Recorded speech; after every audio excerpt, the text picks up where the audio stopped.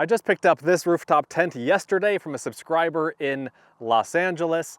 I paid about $500 for it. It is used. It is a Maggiolina rooftop tent, which apparently was the first company to make rooftop tents. This is handmade in Italy. They still make them. You can still buy them. New, they're around $3,300. I paid $500 for this one. This is around 17 years old, the previous owner said. I've spent hundreds and hundreds of nights at this point sleeping in my vehicles, but I've never tried a rooftop tent, and so I wanted to try one out, and the opportunity to pick this one up came along, so I thought, why not? Let's give it a shot and make some videos about it.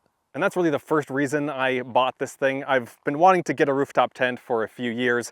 I've had companies reach out to me offering to send them to me for free, but I thought, you know what? Let me just buy a cheap one and see how I like it. And so the tent is on top of my 2000 Toyota Land Cruiser here.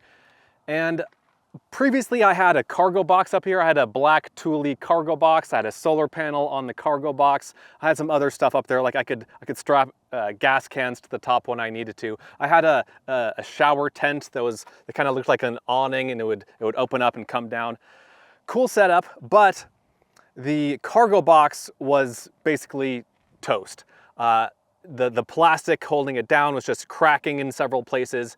I just didn't really feel comfortable doing the kind of aggressive off-roading that I do in this car with that roof box on top, because I knew that at some point pretty soon it was gonna just like fall off. And so I thought, as long as I need to take that thing off, let me use this as an excuse to try out a rooftop tent. Another reason I wanted to try out a rooftop tent is that I've made hundreds of videos of me sleeping in my SUVs.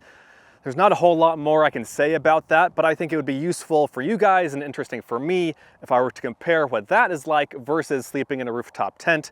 When does one make sense more than the other? Which one do I like more than the other? Again, I just think it would be a fun and interesting and useful thing, valuable thing to make videos about. And then finally, I thought this would be a good time to buy one of these because I'm currently in Arizona with my wife. We've spent a month here. Great views of the mountains over this way. And so because we're on kind of a long trip right now, we have a lot of stuff with us in the back. Whenever we go on long trips, we just throw whatever in the back of the Land Cruiser, which is great because there's a lot of space, but it's not great if we also want to sleep inside of this. You can see this is my normal sleeping setup. I have a mattress here and a mattress here, and the platform opens up like this on either side, so you can store stuff underneath the platform. Great setup, I love it, but we can't really camp together on trips like this because all of our stuff is in here. And so, once again, that's where a rooftop tent comes into play. And so on our drive home, as we drive back to Wyoming from Arizona, we're gonna try this thing out. That'll be in a few days as I'm recording this, but for now I just wanted to set it up and show it to you guys. And before we set this up, I wanted to talk really quick about why I wanted a hard-sided one versus the soft ones. So you've probably seen the soft ones. They go on top of the car. They have a fabric cover that goes around them, a waterproof cover. You remove that cover when it comes time to set up the tent, and then the tent itself sort of clamshells open, it flips over, and then you set it up from there. I've never really understood the appeal, never really seen why you would want one of those, because they don't really save you any time versus a traditional ground tent, like a regular tent you set up on the ground. And you always have that big heavy thing on top of your car, like just get a regular tent at that point. But these hard-sided ones in general are much faster to set up in general. There are some of these tents that set up faster than this particular one. On some of the new ones, you basically unlatch the buckles and then push it up, and there are gas struts that lift up the top. This one has a little hand crank. And so this will take like a minute or two longer, I think, than those other ones. So let's undo that one back there. Let's time this to see how long it takes. And then there are two buckles in the front, one right there, and then one on the other side. And then we stick this crank in right here. Is it this way or is it, let's see here. There we go.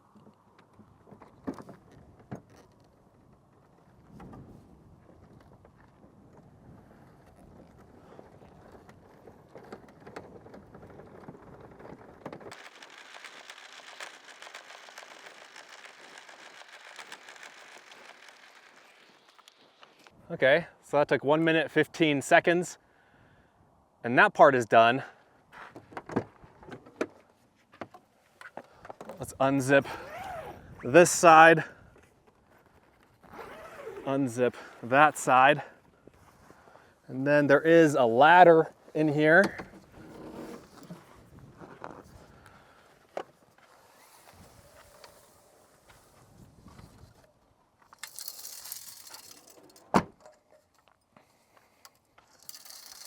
This is a different kind than you see on most rooftop tents.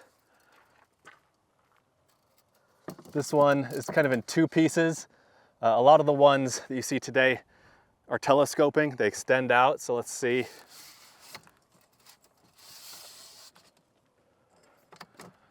I think that's good. Let's roll this up. And then there's some buckles here we'll use to secure the flap. And that's it. So that's 2 minutes, 40 seconds. And we're good to go. So I've actually never been inside of this. So when I bought this yesterday, the owner helped me put it on top of here. He brought his friend over and we put it up there. And then he cranked it up and I took a look at it and it looked good, but I haven't actually been inside. So I guess let me take my shoes off here.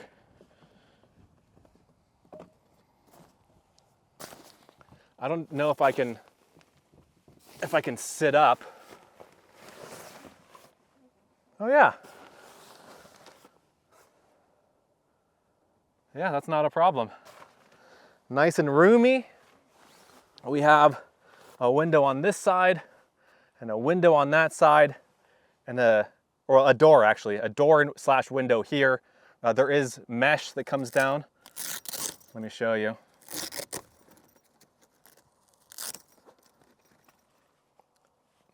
This little mesh window here can be rolled down or put up. There's another door just like it on the other side. And then, like I said, a triangle shaped window at each end. So let me show you around on the inside. Check it out. What do you think? Tons of ventilation in here, obviously, tons of space. This would be great on a hot night. In the cold, we'll see. But again, window here. Window here. There is a little light in here, and apparently you can hook up a battery or something to make that work, but you know, a little bit of dirt here and there. But overall, the previous owner said that he's only used it about a dozen times. And I believe it. Look at that view. Isn't that cool? So, what's the plan now? Well, there are a couple of pillows in here. We have a mattress in here. So we'll bring some more bedding, we'll get some pillowcases and everything, and hit the road, I guess. And then as we use it, we'll figure out what more we need. Like, do we want to put some USB lights in here so we don't even have to mess with that other light? Or, you know, what else can we do with this? I don't know, we'll figure it out as we go along. And again, this is an interesting tent because it doesn't use the gas struts, which can be good or bad, I guess, depending on your point of view. This is not as fast as using the gas struts when you just flip the switches or flip the latches and push it open. But if it's cold, those gas struts don't work very well, from what I've read. And I get that because I have the same problem with the Land Cruiser. The back here, these gas struts don't hold it up super well. The back door here, they don't hold it up super well when it's cold. Also, if it snows, like if there's a few inches of new snow on this tent, I can just crank and, you know, I won't even feel that extra weight up there. But apparently that is also an issue with some of the cheaper rooftop tents with the gas struts. The gas struts aren't strong enough to push the extra load of the snow on top, if that makes sense. And so this does introduce some interesting challenges to my setup. So normally I have a solar panel on top of my car. I don't have that here. As I understand it, the newer tents from this brand do have a little rack on top that you could mount a solar panel to. This one, because it's older, does not. And again, other brands, other kinds of rooftop tents may or may not have a roof rack on top. Second, what do I do about smelly stuff, about stinky stuff? Usually I put that on top of the car in the cargo box. I can't do that here. Extra gas, if I have, a couple extra gallons of gas that I want to take along, usually I would strap that to the top of the car. I can't really do that with this, but of course that's why you see a lot of the hardcore overlanding guys with the steel bumpers that you can mount gas cans and spare tires to. And so, this will all be a new, interesting experience for me. And so going forward here, I'm not really expecting this to stick long term. I wanted to try this out. I'll probably end up selling it or trading it or something like that in the future because I like the system that I have, that I've been using for years. But I'm open to being converted, There's a reason people like rooftop tents. There are definitely advantages, there are pros to this. Like if you don't want to build a platform in the back of your car, if you don't want to remove seats, then yeah, get a rooftop tent. You can keep the inside completely unchanged, but still have your sleeping setup up on top. So again, this should be interesting, guys. Stay tuned.